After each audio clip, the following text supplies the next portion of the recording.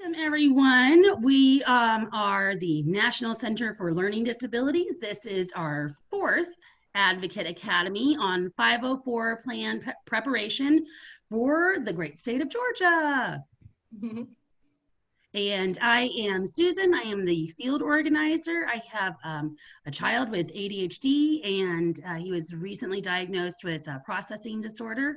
As some of you may have heard, we were an active duty military family. My husband is now retired, and I used to advocate actually for military families who have children with disabilities, navigating also the special education system. And I am also an adult with 2 learning disabilities and ADHD. And with us, as always, is the most phenomenal parent leader in Georgia, Tiffany, and my dear friend. Well, thank you so much, Susan. You're too kind. I am Tiffany White, and most people know me. I used to work with Understood via NCLD as well. And everyone knows that I enjoy advocating and I love building partnerships and communities, especially the ones that have positive outcomes for our students with learning and attention issues. And of course, I call the Tar Heel State home. And now I am in Georgia, and I love it. And now Georgia is home. Yes, so beautiful state. Absolutely. Hold on, let me get us to our next slide. Sorry about that. Okay, that's perfectly fine. And we're going to just start out with some of the background information on 504, which is the 1973 Rehabilitation Act. And it was the first civil rights law for people with disabilities in the United States. Section 504 is a part of that law. Section 504, it does prohibit disability discrimination from any program that receives federal funds, and that includes our schools. Public K through 12 schools are required to offer 504 plans, just in case you hear any differently. And in our first Advocate Academy, we actually provided more detailed information about the Section 504 and the Rehab Act of 1973. And so you'll find a hyperlink to that presentation at the end of this Advocate Academy. I skipped ahead too fast. Sorry, Tiffany. Oh, that's perfectly fine. Okay, sorry. And so what are the requirements for a 504 plan? There are 2. Your child has a disability, any disability, doesn't matter. Section 504 covers a wide range of diagnoses in an educational setting. The diagnosis must interfere with your child's ability to learn in the general education setting. And the definition of disability is broader under Section 504. Under Section 504, the diagnosis must substantially limit one or more of life's activities. And again, I repeat that it must substantially limit one or more basic life activities. And this can include learning, reading, communicating, and thinking. And 504 plans. Oh, I'm sorry. Go on. I'm sorry. They also include asthma, food allergies, learning disabilities, ADHD, and other diagnoses. I was going to say, as a person with, hop in right this one, as a person with a severe food allergy who requires an EpiPen, and we see that a lot of children now will require an EpiPen because of a severe food allergy. They are also, believe it or not, protected under Section 504, and the school is required to have multiple people trained on how to dispense and to use an EpiPen, and hopefully not panic. That would not be good either, because that, if you're using an EpiPen, it's a big deal. So it's amazing what 504 covers, Absolutely. It's very broad. Yeah, it is. It is. Okay.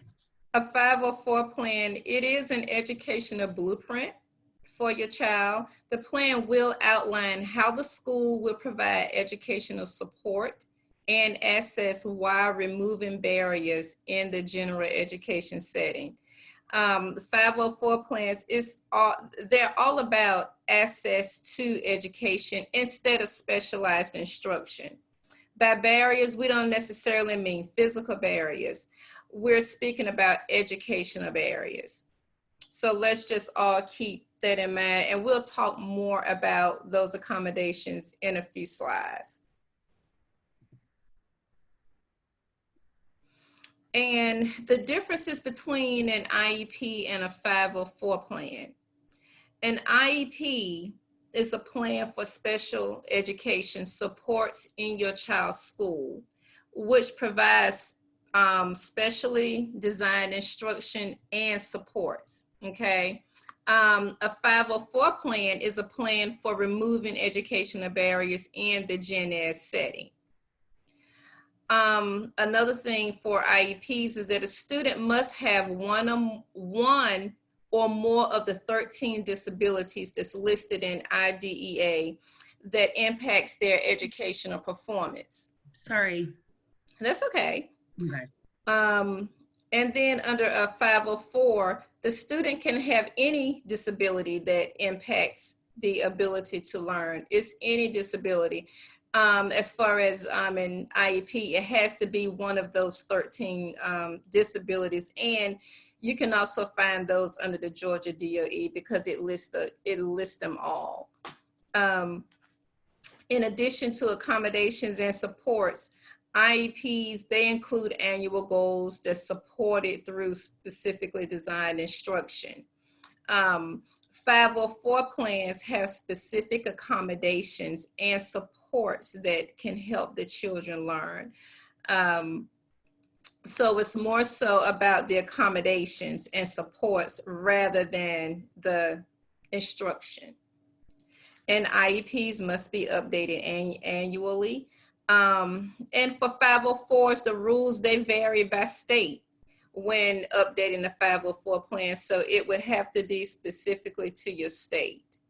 So those are some of the main differences in between those. And so actually at this point, I'm going to turn it over to Susan because she has a lot of knowledge in this area in the 504 plans. So, and she's going to explain that a little bit more. Sorry, what is going on, everyone? Sorry. I'm hitting too many of the buttons at the same time. Sorry about that. So before a 504 meeting, that's what we're here to talk about, how to prepare before you get into a 504 meeting. So evaluations are one of those interesting areas regarding 504s. It's not something that typically happens. However, you're going to see that if this is your initial time putting in any kind of request for an evaluation, your initial step into the special education arena, more than likely, your child will more than likely receive an evaluation, but I'm kind of jumping ahead of myself, so let me get to that part in a moment. So the student must show that they have a disability or diagnosis that impacts one or more major life activities. But the school isn't required to provide that same level of evaluations that would be performed for IEP eligibility. But you do need something, because you just can't come in all and say, hey, let me just get this, I want it. And in all honesty, you shouldn't want that either. Like, you shouldn't want to just walk in and expect a 504 without having some documentation backing up a diagnosis, right? So the 504 team needs to consider a full review of the child's or the student's work. And you can get this work from the teacher through a FERPA request, or in all honesty, if you're getting classwork sent home every day or every week, there you have it. You have a review. You are already starting to review your child's work. A review of medical records or any kind of previous evaluation reports if they have been performed before. Direct observation is always a really good way to start determining eligibility. Interviews with the student, the parents, or I like to say the grown-up in that child's life, and other school personnel. Other assessments as determined by the school. As you know, there's really no hard and fast assessment for ADHD, right? It's a lot of observation. It's from a doctor or a therapist or a psychologist. And so there are so many times where the pediatrician, a note from them verifying a diagnosis of ADHD will be sufficient to start the 504 process. So, hold on, let me get myself back on track here, everyone. So in our third Advocate Academy, we went into detailed details on the purpose of an evaluation for an IEP. Well, I believe that it's similar here. You do want, again, you want something done. You want observations done. You would like some kind of an evaluation performed. Because how do you know where your child is at if there's any kind of an evaluation, right? I mean, if nothing has been done, if there's been no review of their work, how will you know where they're at so you can start knowing what the right accommodations are that will fit their needs, right? And so, again, you can always ask if you send in a FERPA request, which is requesting, all of their educational records. If you send in this request, you can do that and you can start gathering that information so you can start looking at what is an appropriate accommodation or modification, right? So this is, again, this is an interesting area. And again, as I say, if it's the initial step into the special education arena, more than likely the school will perform an evaluation and then from there determine IEP or 504. That's kind of where the path starts to split off. So that's just something to keep your eye on, I guess. There are some different terms to know. I don't find that there's as many terms to know as with an IEP as there are with 504s, although there are quite a few that do overlap. So accommodation, you're going to hear that phrase, that word in particular, all the time when it comes time to a 504. An accommodation is how or where a child is taught or how the materials are used for teaching. If a child really struggles with reading, obviously, for their learning disability, larger print books, as before we started, larger print is an accommodation, right? Additional time to complete the reading with larger print. So how the materials that are being used in instruction are also, that's part of the accommodation. The Americans with Disabilities Act, which only just turned 30 this past July, it's a federal civil rights law which prohibits discrimination against people with disabilities. This also includes K through 12 schools and higher education. This is where the colleges, trade schools, universities, they also must fall under the ADA. Believe it or not, a least restrictive environment, as with an IEP, is also applicable because we have to talk about what is considered restrictive for a child on a 504. My son has a spatial auditory processing disorder, which means he really does need to find a quiet space to go to sit and do his work sometimes, as well as he needs the little noise canceling headphones to help. And that creates his least restrictive environment, is to find a quiet setting away from the other kids with his little headphones. And that had to be included in his 504 plan. And that's also, believe it or not, part of his supplementary aids and services, the nice little noise canceling headphones. Those will be the supports that help children learn in the general education classroom, such as that kind of assistive technology. We talk a lot about the general education curriculum with 504 plans because we are not talking about an altering, we're not talking about specialized instruction here. We're talking about the same instruction that all the kids are receiving in the general education setting. So this is the general education curriculum. That would be the curriculum that your school has chosen based on their learning standards for your state and county, and that all children or students in public schools are expected to master. Modification. Now, this is where things are, we have to remember there's a difference between modification and accommodation. A modification is actually a little bit of, it is a change to what the student is expected to learn or how they are expected to learn. I'm going to definitely expand more on modifications and accommodations. I just wanted to give you all the definition first.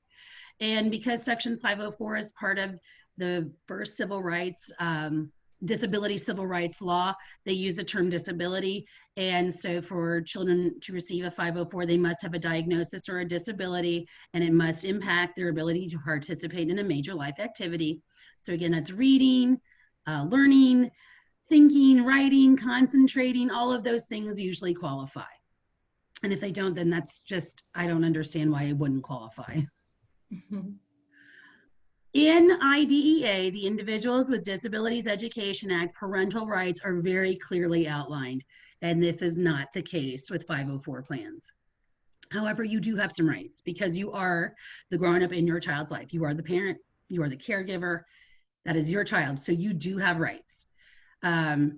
You can and probably should request a review of your child's educational records and schoolwork before the meeting. FERPA law requires that the district provide you access to review all of your child's educational records and schoolwork within 45, it's within 45 days of you putting in your request. But you need to plan ahead because they can take that long, almost that full 45 days. And especially right now with COVID, if you have schools where there is, where there's not a lot of people going in and out to access those records, I would definitely plan ahead. And I actually have a hyperlink when we have a list of linked articles on FERPA and how to, and what FERPA requests are. You do not have to be, there is no fast law and concrete law saying that you have to be invited to your child's 504 meeting, but make sure you are, because again, this is your child and you need to be there. So express your interest every step of the way. I'd like to be there. Please let me know when you're going to have that 504 meeting so I can clear my calendar. You also would like me to review all the proposed accommodations because again, you need to know what they're doing in the classroom. And ask for clarification. If you don't understand what these accommodations are supposed to be doing for your child, like with an IEP goal, if you don't understand what they're supposed to be doing, ask, how is this accommodation going to help my child learn? And please justify. Request a copy. Always make sure you have a copy for your records at home of your child's 504 plan. And then make sure you follow up about implementation.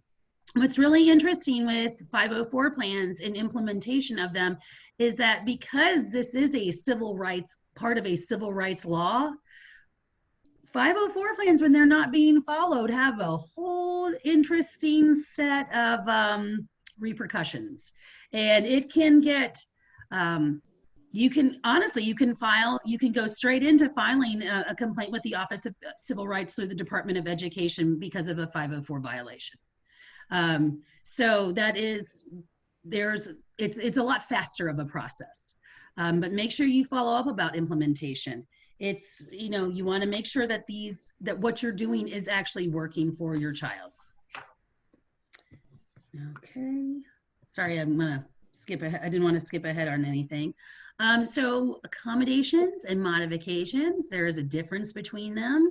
And both can be part of your child's 504 plan depending on the diagnosis. So an accommodation is how the child learns in the classroom, and a modification is what the child is being taught or expected to learn. So an example of accommodations are, so for kids with reading and reading disabilities, we would talk about audiobooks. For kids with ADHD or high anxiety, we can talk about extended time on tests, especially with standardized testing. So SATs, ACTs. Tiffany, I don't know what your Georgia State tests are called. I'm so sorry. I can't remember the name. What, the EOCs? Yes, EOCs. Okay. And, yes. Every state, every state has a different name for them, right? Right. So I'm struggling trying to keep up with all of them. Gotcha.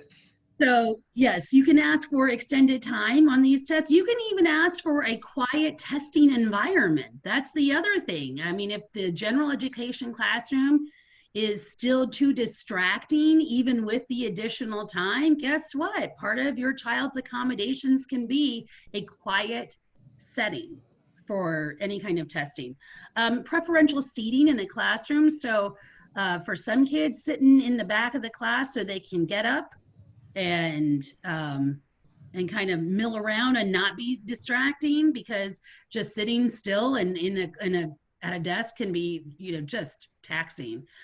But sometimes you need kids right up in front. I was one of those people in college that I had to sit towards the back, close to the door, so I could get up and walk out a lot, because my ADHD was just like, no, this 75-minute class is a little bit too much for me to sit in.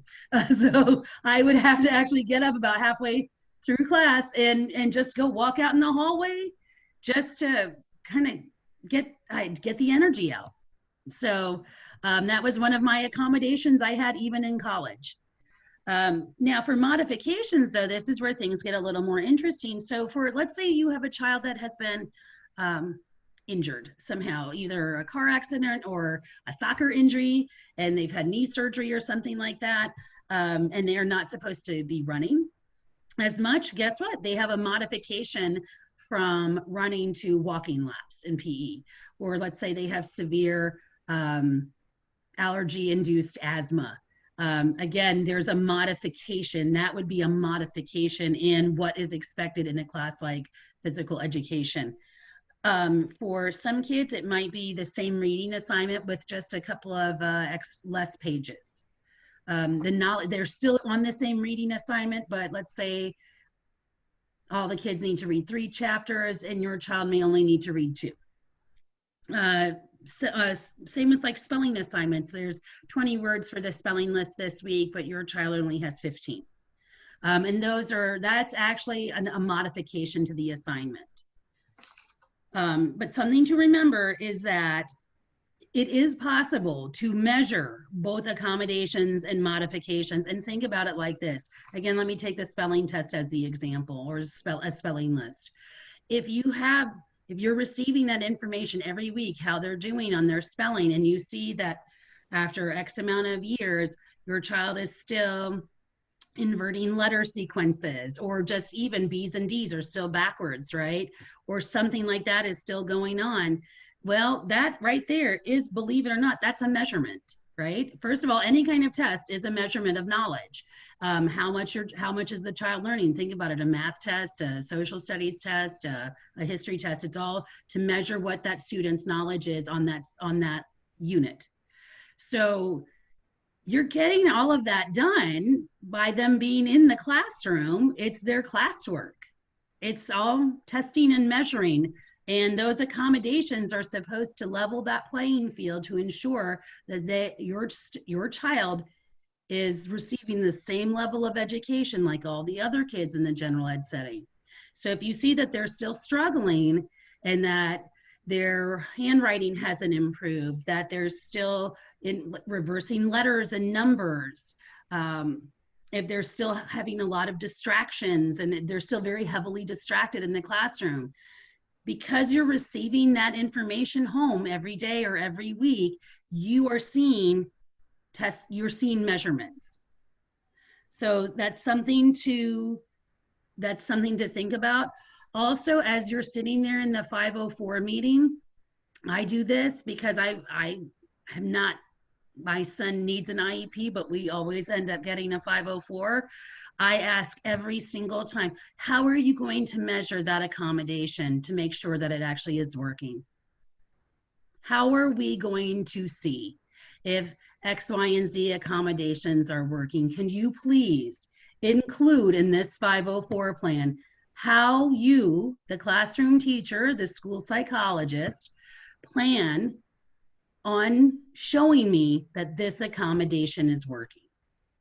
I actually do. I include it. And I know that sounds just very strange, but So far, no one said no. So I feel like, gosh, I sound so, I sound kind of naive when I say it like that. But so far, no one's has ever disagreed, and they've all agreed. You're right. There, we need to measure this. Okay, cool, yay. So I don't know. Maybe that's not supposed to be happening, but it seems to be happening, and I've had it happen in a number of states. And I know that I'm not basing this just on my experience, but I do think that it is a responsibility for schools to show that these accommodations are truly working for your child. So I would ask, those are questions I would ask as in the 504 meeting. Are these accommodations, how do you measure, and how are we going to measure if these accommodations are actually working? Nothing wrong with that. Documentation, as always with anything, is really important. How you organize your information, that is entirely up to you. I have lots of folders and hanging file folders based on the various years. But again, that's entirely up to you all. I also have created a little, I actually just have a little sheet where I start tracking progress and everything and pay attention to it. And it's just something very simple. It's a series, it's a little notebook where I put in, the date where I've noticed something that isn't necessarily what I think, how the accommodation is supposed to be working. So I know, let me document and see what's going on with that. I also check in. I'm one that frequently checks in with the teacher, asking lots of questions. Hey, we've changed this accommodation in my son's 504 plan. How's it working? Can you share with me any observations from this last week or last month? Also, I always ask about audio recordings. I know a lot of states are particular about audio recordings, but again, I have a learning disability, so I do receive ADA accommodations, so I'm allowed to record, but I would look into that when you are in the 504 meeting. I think it's just great to record because there's a lot of information you're taking in, and it's overwhelming, and you're hearing terms and phrases that you might not be the most familiar with, or maybe you are the most familiar with, but you still want to be able to focus and not have to take tons and tons of detailed notes. So our Texas parent leader, who also is a whiz with technology, she recommends otter.ai, and it's this great app / extension that it will record and transcribe for you. It's amazing. It's life-changing. I'm not kidding. It's the best thing ever. So there can be some pitfalls though when you're talking about 504 plans. And I have to admit that during my son's very first 504 meeting, I fell into one of the biggest ones. And I remembered thinking that I felt like a failure for not getting him an IEP. I really did. I thought, you know what, I'm the worst mom ever. How can I do this to him? I have completely failed him in his education. And then I realized, no, I didn't. It wasn't what he needed. And so I had to really shift my thinking that we were not doing what was best for my son. And so I closed myself off to a possibility at first. There are some kids out there, they just don't need an IEP, and that's okay. Not every child needs an IEP. Not every child needs a 504 plan. The beauty of this all is that it is based on exactly what your child needs. And that's the great part, in my opinion. So don't close yourself off to the possibility, because there's a lot that can go into a 504 plan. I have seen some amazing 504 plans that honestly, they are everything that a child could ever need and then some. Remember that this is all about accommodations and modifications. And in some cases, believe it or not, there could be some kind of special services involved. I know some schools will, for a lot of kids with ADHD, we also know that they have a lot of issues with executive function. I've seen, as included in various 504 plans, a social worker will come in and sit down with the kids and do like a lunch bunch with them and do, various executive function, I want to say classes, but classes isn't like just work on executive functions, right? Little Just tips. sessions. I was like, Tiffany, I can't think of the word. Thank you.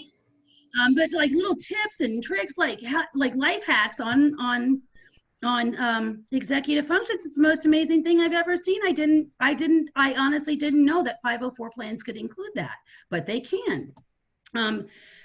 And there's so many possibilities to it, and there's so much because there's so much more freedom to it, right? There's just that's what I say, that there's a lot of wiggle room in there, so you can try things to see how things, you can try all the various accommodations and really see what works.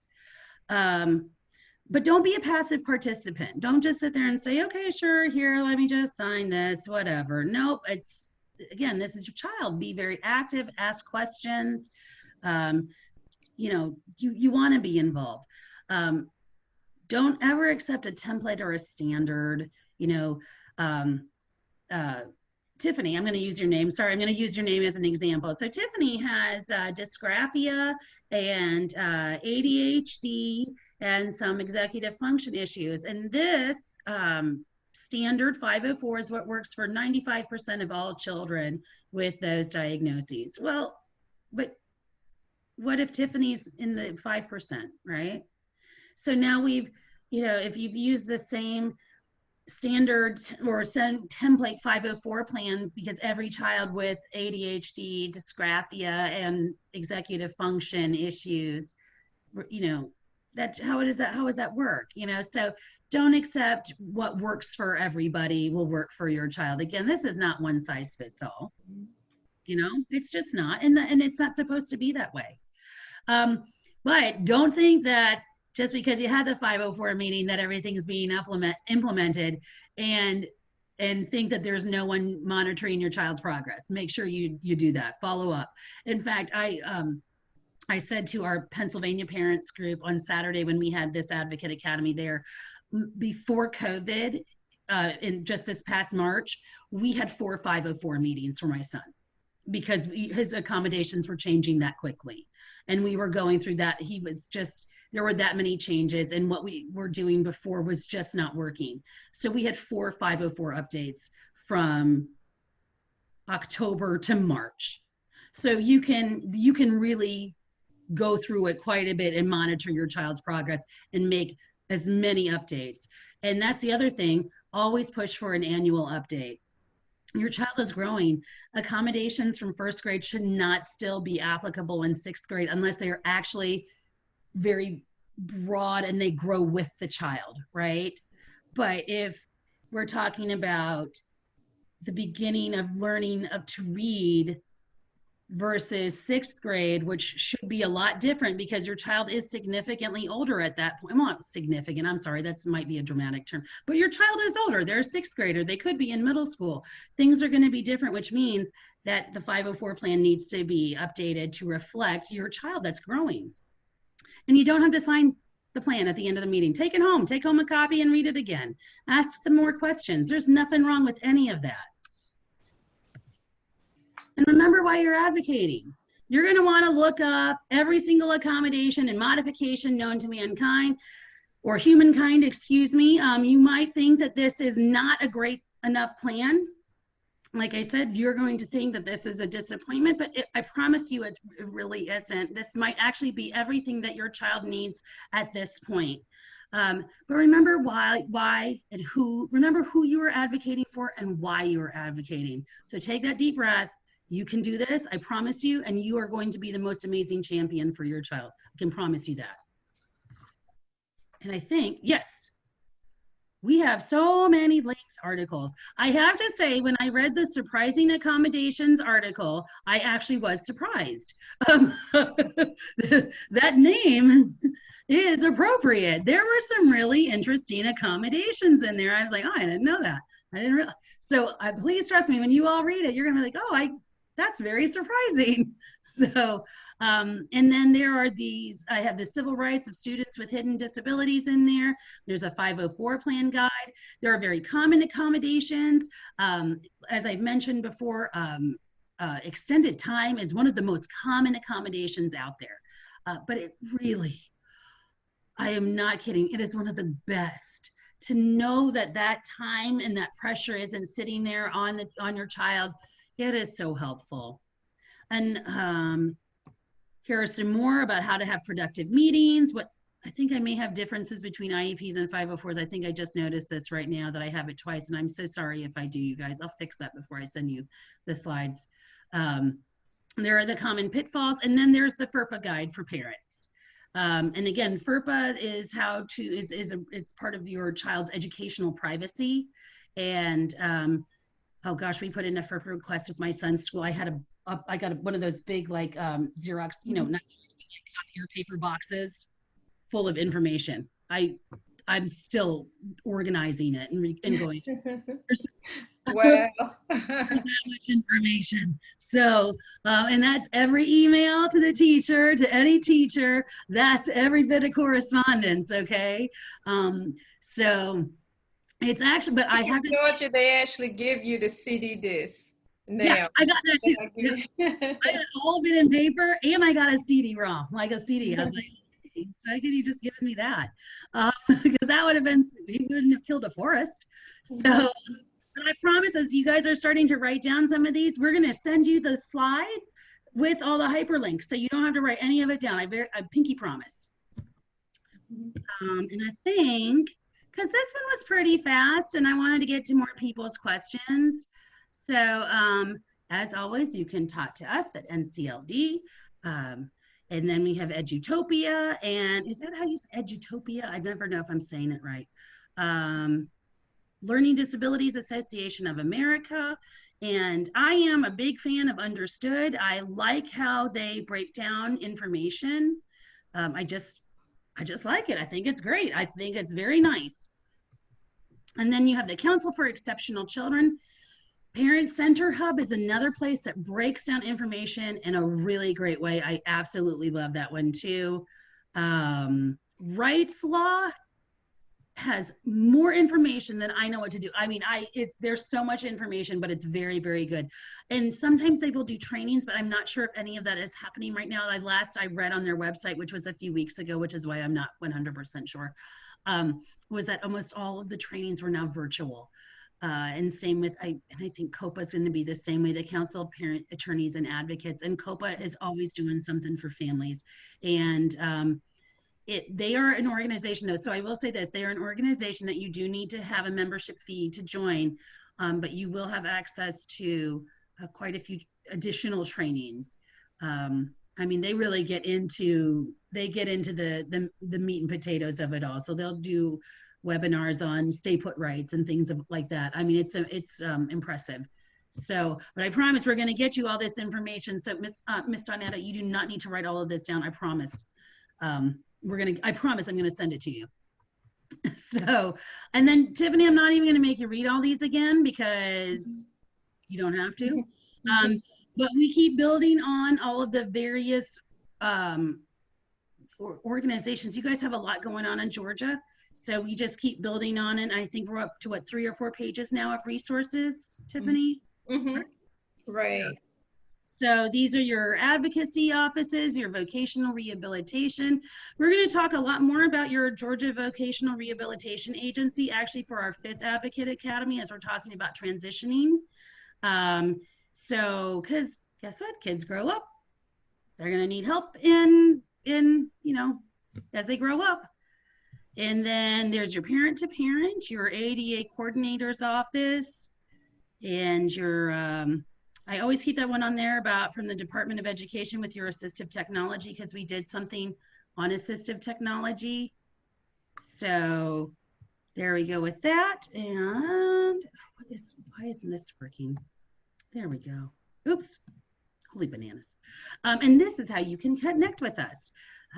We have Instagram, Facebook, and Twitter, and there are email addresses. And again, we're going to send